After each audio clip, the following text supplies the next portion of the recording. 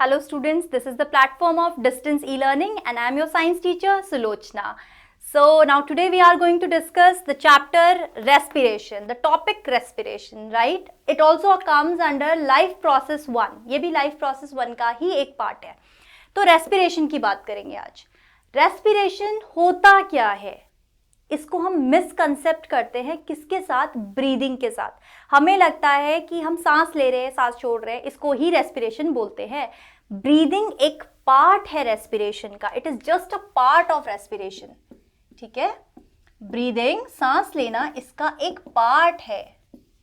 Breathing respiration नहीं है. छोटा कॉन्सेप्ट है ब्रीदिंग. ठीक है, रेस्पिरेशन में हम क्या कर रहे हैं? हम सांस जो लेते हैं, जब तुम ऑक्सीजन अंदर ले रहे हो, क्या करते हैं? वो खाने को तोड़ती है. क्या होता है? देखो, C6H12O6 क्या है? ये ग्लूकोज है. तुमने ऑक्सीजन ली, ये इसको तोड़ता है. ठीक, किस में कन्वर्ट करता है? पहले पाइरूवेट में कन्वर्ट करता है. इससे पहले तुम लोग डायरेक्ट लिखते थे, बट अब तुम्हें पता होना चाहिए कि पहले किस में कन्वर्ट होता है? पाइरूवेट में. पाइरूवेट से ये किस में कन्वर्ट हो जाता है? फिर 38 ATP एनर्जी. ATP होता है एनर्जी करेंसी. जैसे तुम हर चीज को किसी पैमाने में मापते हो. हम कपड़ा लाते 1 मीटर 2 मीटर. मीटर क्या है? उसका एक मेजरमेंट है. ऐसे ही जो ATP है, it is your energy currency. Energy ही है ये, लेकिन हम माप किस में रहे? ATP में. So here I am telling you what is the full form for ATP. It is adenosine triphosphate.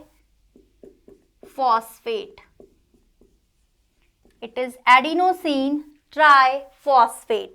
38 ATP energy आई तुम्हारे पास.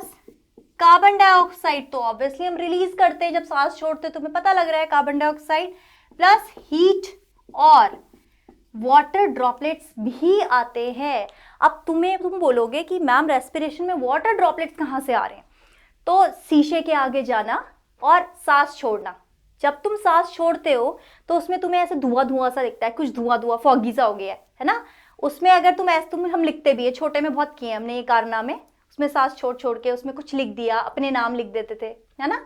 तो ये क्या है? कैसे लिख पा रहे हो? क्योंकि जो वाटर ड्रॉपलेट्स हैं वो कंडेंस हो जाती है इस मिरर पे जाके, है ना. और तुम देख पाते हो कि वो वाटर ड्रॉपलेट्स कहाँ से आई? एटमॉस्फेयर में थी, हमने सांस छोड़ी जो, उसके साथ आई.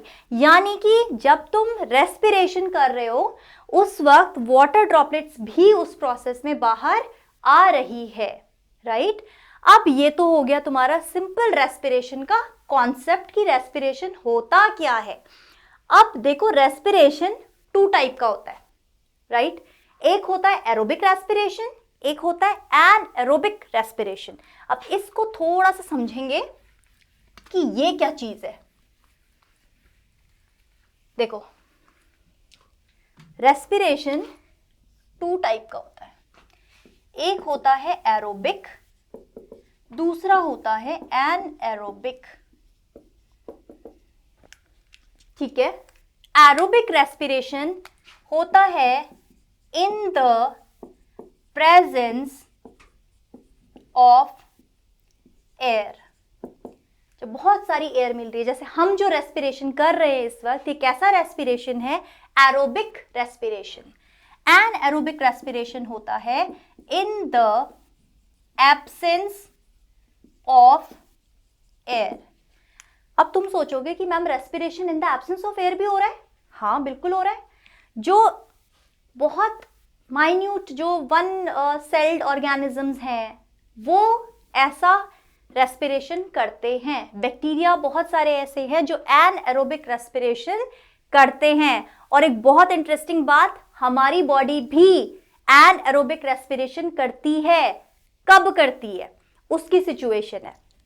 देखो, सबसे पहले अगर एनएरोबिक रेस्पिरेशन हो रहा है, ये 2 तरीके का होता है. एक होता है यूनिसेल्यूलर ऑर्गेनिजम्स करते हैं, ठीक है. और इसमें क्या बनता है? Ethyl alcohol plus 2 ATP. हमारे पास एरोबिक रेस्पिरेशन जब हमने देखा इसमें क्या था, इसमें ये कन्वर्ट हो रहा था 38 एटीपी एनर्जी में, कार्बन डाइऑक्साइड में, पानी में, और बहुत सारी हीट बाहर आ रही थी। अब देखो यहां पे जब एरोबिक रेस्पिरेशन होता है 38 एटीपी एनर्जी जनरेट होती है, जबकि जब यूनिसेल्युलर ऑर्गेनिज्म क्या करता है एन एरोबिक रेस्पिरेशन, तो कितनी एनर्जी लिबरेट होती है, 2 एटीपी। अब तुम सोचोगे मैम इतनी कम एनर्जी में इसका होता क्या है, मतलब चल जाता है इसका काम?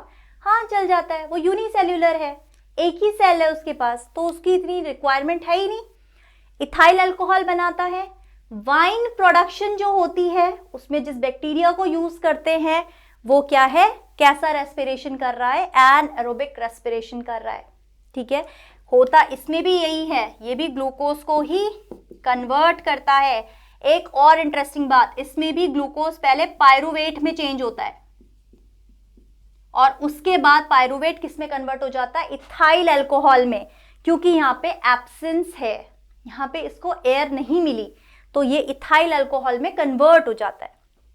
अब हमारी बॉडी, ह्यूमन बीइंग्स में, जब हम बहुत ज्यादा एक्सरसाइज कर लेते हैं, बहुत ज्यादा एक्सरसाइज, या हम ट्रैक पे चले गए, बहुत चढ़ लिए, हम किलोमीटर्स चढ़ गए, है ना, उसके बाद हम फील करते हैं हमारे थाइज बहुत पेन हो रहे हैं, चला नहीं जा रहा है, क्रैम्प्स हो जाते हैं, जब हैवी एक्सरसाइज करते हो क्रैम्प्स हो जाते हैं, हमें फील होते हैं क्रैम्प्स, टच करोगे तो तुम्हें फील होता है क्रैम्प, है ना।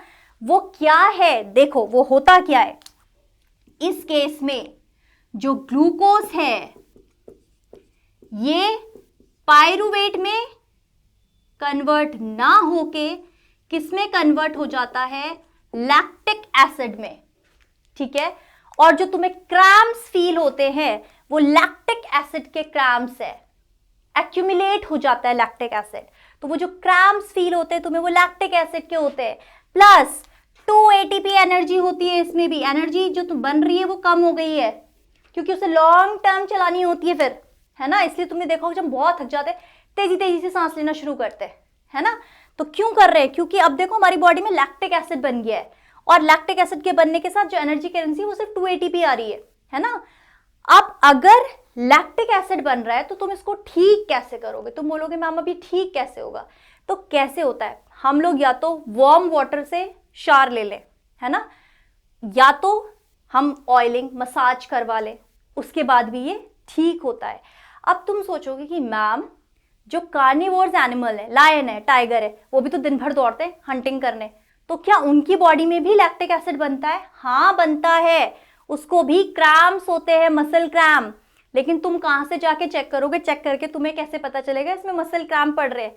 लेकिन उनमें भी सेम चीज होती है, उनमें भी मसल क्रैम्प्स हो जाते हैं, जब वो हंटिंग करता है वो भी थकता है, उसको भी टायर्डनेस होती है क्योंकि लैक्टिक एसिड उसमें भी एक्यूमुलेट होता है। ठीक है, सो यहाँ पे तुम्हें 2 चीज समझाई, एरोबिक रेस्पिरेशन क्या होता है, एन एरोबिक रेस्पिरेशन क्या होता है।